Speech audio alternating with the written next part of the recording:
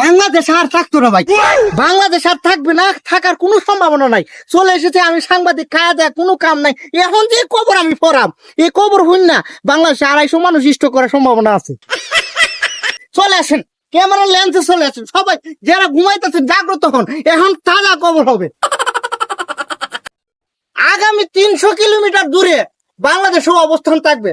রোহিঙ্গারা শপথ নিছে বাংলাদেশ ছাইরা কোনোদিনই যাইতো না, আর আমরাও শপথ নিলাম রোহিঙ্গারা বাংলাদেশে থাকতে দিতাম না না না না। আন্তর্জাতিক সংবাদ, ইসরায়েল আর পাকিস্তান যে কোনো সময় লাগার সম্ভাবনা আছে। মিসাইল যে চুরাচুরি হইব সব কিন্তু বাংলাদেশের মাঝখানে করবো, সবাই জাগ্রত। দিস ইজ কাঁচামরিচ, ভালো করে সিদ্ধ করিস, দিলে দিস নাইলে না করিস, আমার কোনো সমস্যা নাই। খুবই বিরক্ত লাগতেছে, খবর আমি পড়তে যাই না, কারণ আমি এমন সাংবাদিক আমার 2 টাকারও দাম নাই। এখন শুনবেন খেলাধুলার সংবাদ। বাংলাদেশ আগামী 250 বছরের ভিতরে কোনোদিন একটা সার কাপ জেতার কোনো সম্ভাবনা নাই। এই জন্য বাঙালি সব হতাশ, তারা চা খাওয়া বাদ দিয়ে দিছে।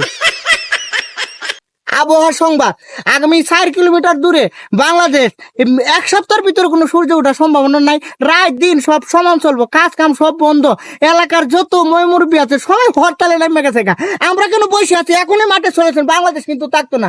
This is the quote, it is my life, this is আন্তর্জাতিক press, it is the my কাজ কাম নাই সাংবাদিক। I love you so much, this is the বিরতি, ইজ দ্য আধা ঘন্টা পরে আয়ো।